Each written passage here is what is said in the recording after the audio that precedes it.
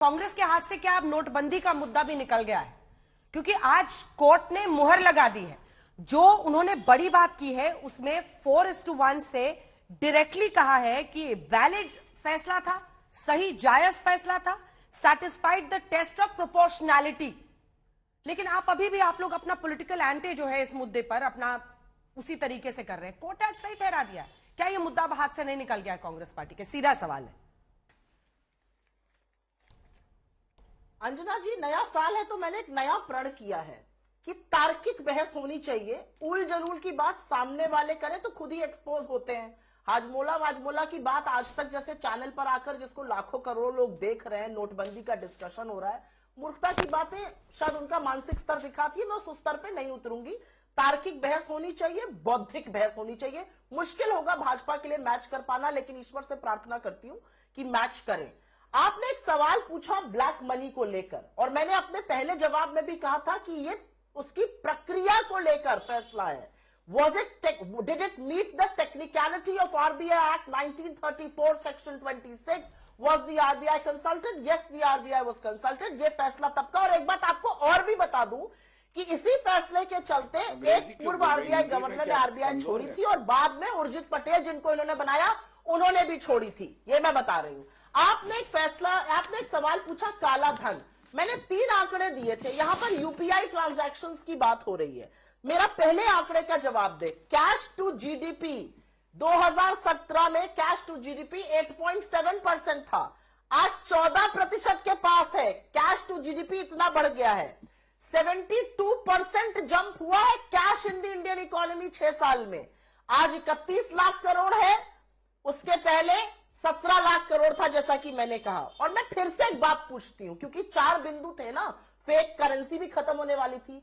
RBI का data है जिस पर सरकार ने मुहर लगाई है। सदन में सवाल आया था, 500 के नकली नोट में 102% का इजाफा पिछले वित्तीय वर्ष में हुआ है और 2000 रुपए के नकली नोट में 55% का इजाफा हुआ है। तो नकली नोट भी नहीं समझ पाए। 31,000 करोड़ स्विस बैंक में 14 साल में सबसे ज्यादा पैसा जमा हुआ है। और एक बहुत पते की बात यह है कि जब हम और आप लाइन में लगकर अपने पैसे का इंतजार कर रहे थे और गरीब मजदूर जिसके कल कारखाने बंद हो रहे थे वो घर वापस जा रहा था, तब 31% सारा पैसा जो वापस आरबीआई के पास आया, उसमें 31% पैसा ऐसा था जो औसतन लोगों ने 80 लाख जमा किया था। आप 80 लाख रुपए जमा कर रही हैं, आप पैसा आप लॉन्डर कर रहे हैं पैसा, और आपको लगता है ये डिमोनेटाइजेशन बचाने के लिए था। आंख हाथ कंगन को आरसी क्या और पढ़े लिखे को फारसी क्या। 6 वर्षगांठ सरकार ने मना ली। एक भी वर्षगांठ में नोटबंदी का जिक्र नहीं आया, क्योंकि मोदी जी भी ये जानते थे कि ये गलत फैसला था और इसका खामियाजा हमारी इकोनॉमी में ऐसा भुगता कि 8.3% की ग्रोथ गिरकर 4.1% हो गई कोरोना के पहले और किसी भी आपदा के पहले, यूक्रेन के पहले। क्यों नहीं इन्होंने अपनी हर वर्षगांठ पर इसको अपनी एक बड़ी उपलब्धि बनाया? इस फैसले का, इस बात का जवाब दे दे। छोटी छोटी चीजों को उपलब्धि बनाते हैं। 6 साल की हर वर्षगांठ पर नोटबंदी के नाम पर छू तक नहीं की गई। क्यों? क्योंकि जो भी ऑब्जेक्टिव थे वो सारे गलत साबित हुए। नोटबंदी का सबसे ज्यादा कहर और सबसे ज्यादा प्रहार कारखानों पर, गरीबों पर, क्या आपकी सरकार धीरे धीरे नोटबंदी के फैसले पर खुद ही बैकफुट पर चली गई थी? कैश इन सर्कुलेशन, यानी जो पैसा सर्कुलेशन में है, रिजर्व बैंक का डेटा ये बताता है कि नवंबर 4, 2016 को जो 17 लाख करोड़ था, जो बार बार वो डेटा कोट कर रही हैं, वो अब 32 लाख करोड़ के आसपास पहुंच गया है 23 दिसंबर 2022 को। कैश इन सर्कुलेशन तो बढ़ गया है सर। क्या आप लोग खुद ही बैकफुट पे चले गए? ये आरोप लगा रही हैं वो। मैं बता दूं, मैं उत्तर देता हूं। देखिए, सबसे पहले तो एक बात जान लीजिए अंजना जी, अगर इकॉनमी बड़ी होगी तो जो कैश है इन सर्कुलेशन, हो सकता है वो नंबर्स में बड़ा हो, लेकिन अगर आप परसेंटेज में देखेंगे तो वो कम होगा। और कुछ आंकड़े मैं भी लेके आया हूं, लेकिन सबसे पहले एक बात का उत्तर जरूर दे दूं। देखिए, इन्होंने कहा कि अपनी जब भी उपलब्धियां बताती है भारतीय जनता पार्टी, तो उसने नोटबंदी की बात नहीं करी। तो मैं इनसे कहूंगा कि आप देख लीजिएगा पिछले 4 साल की जो हमने उपलब्धियां बताई, तो तमाम चर्चाओं में भी हमने इसको उपलब्धि बताया और मैंने कारण आपको बताया, और उसके अलावा जो भी सामग्री हमारी पार्टी बांटती है उसमें भी उपलब्धि बताई गई। अब इनको नहीं लगता, क्योंकि विदेशी दौरे पे बाहर चले जाते हैं, इनको नहीं पता चला होगा, गलती इनकी नहीं है। मैं आपके सामने 2-3 बिंदु और रख देता हूं।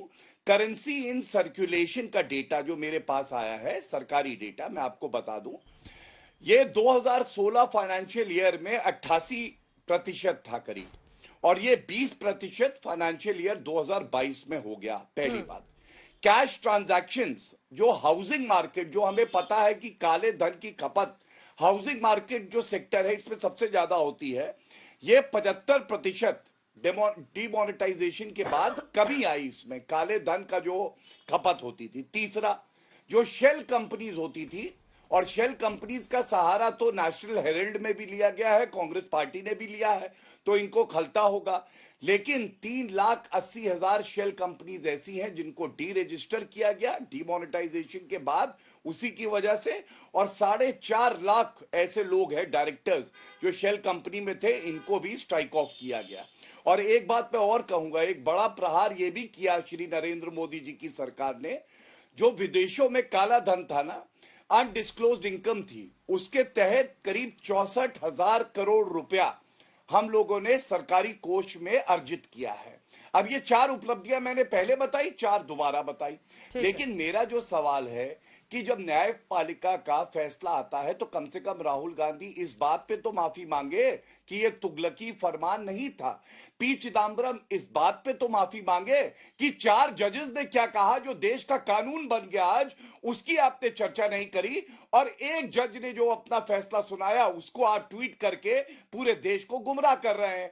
और इस बात पे मैं कहना चाहता हूं, इनकी गलती नहीं है, ये न्यायपालिका का सम्मान ही नहीं करते। अंजना जी, मुझे अच्छा लगेगा अगर आप इनसे पूछेंगे, राफेल का फैसला, सेंट्रल विस्टा का फैसला और आज नोटबंदी का फैसला इनके खिलाफ अगर आता है तो क्या ये नहीं दर्शाता कि जनता तो इनको कब का लताड़ चुकी थी। अब तो न्यायपालिका ने भी आपको जवाब दिया है कि इस तरह से विरोध करने के लिए विरोध मत करिए। ठीक है। धन्यवाद।